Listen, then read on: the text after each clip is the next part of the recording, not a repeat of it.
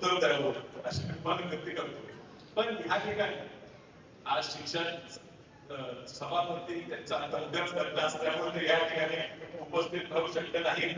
मात्र जिल्हा परिषद आणि नगरपालिकेचे प्राथमिक तुम्ही जे शिक्षक आहात तुमचे जे प्रश्न आहेत हे समजून घ्यायचा मला सातत्याने प्रयत्न असतो तर मांडण्याचा प्रयत्न असतो.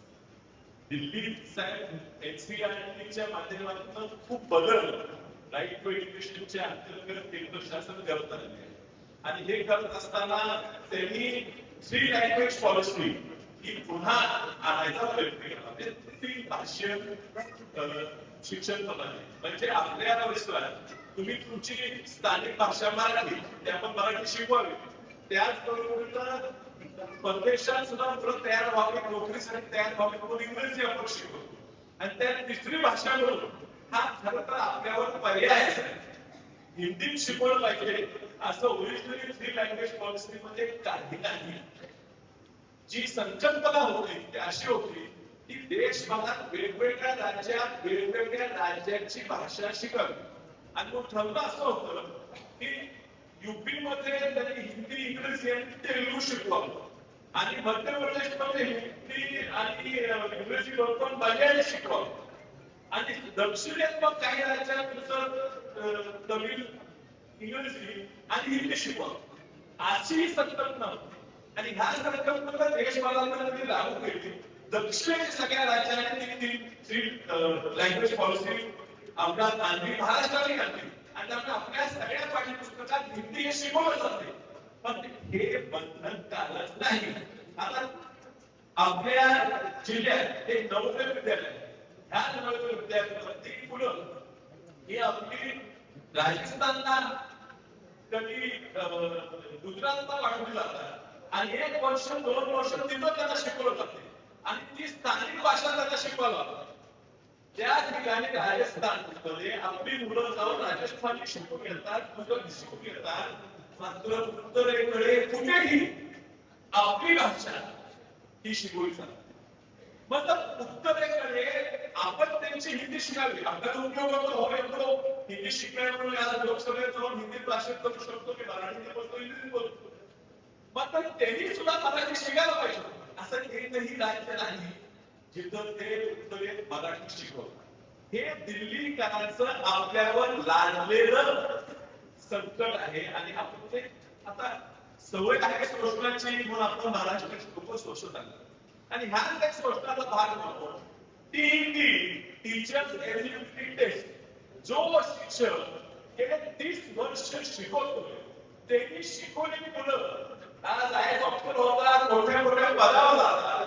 त्या शिक्षकाला आज सांगण्यात आलेलं आहे की तू शिकवायला पात्र आहेस का याच्यासाठी परीक्षा दे. आता ती परीक्षा कुठली तसं सुप्रीम कोर्टाने कुठलाही उल्लेख केलेला नाही साहेब. आणि म्हणून शिक्षण जे आहे ते सुरुवातीला स्टेट लिस्ट मध्ये होतं म्हणजे राज्य त्याच्यावर निर्णय घ्यायचा. पुन्हा ते कंटेंट लिस्ट मध्ये आलं म्हणजे दोन्ही राज्य आणि केंद्र दोन्ही त्याच्यावर निर्णय घेऊ शकतात.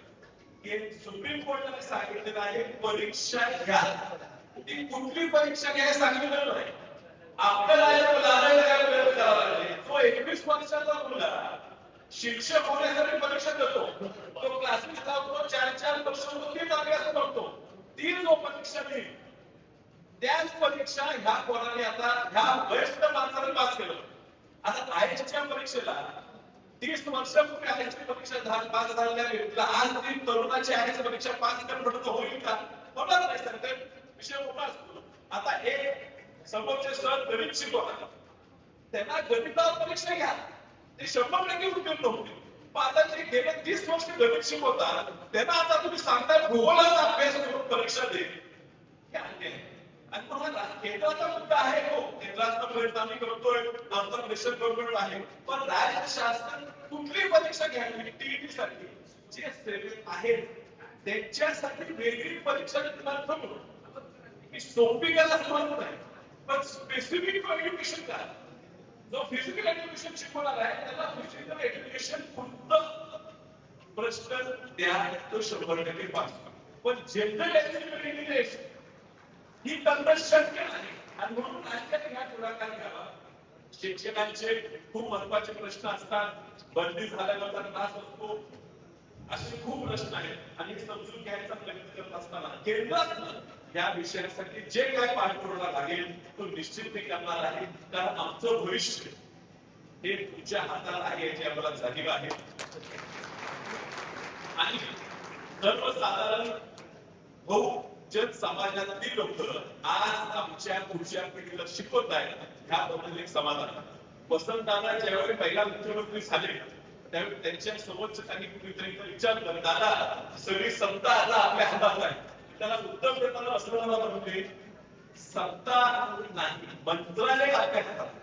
अजूनही सचिवालय सामान्य माणसाच्या हातात आलं नाही, अजूनही न्यायालय आपल्या हातात आलं नाही, आणि अजूनही शिक्षण व्यवस्था ही आपल्या हातात आलं नाही.